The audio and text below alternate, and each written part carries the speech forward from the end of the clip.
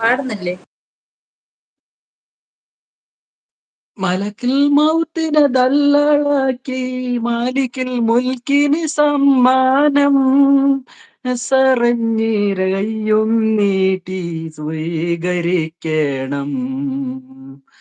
അയ്യരെ അന്നാ മംഗളരാവിലെ ബാറക നേണം. യസകിയെയും മൂന്നാം കെട്ടിന് സമ്മതമൂളേണം.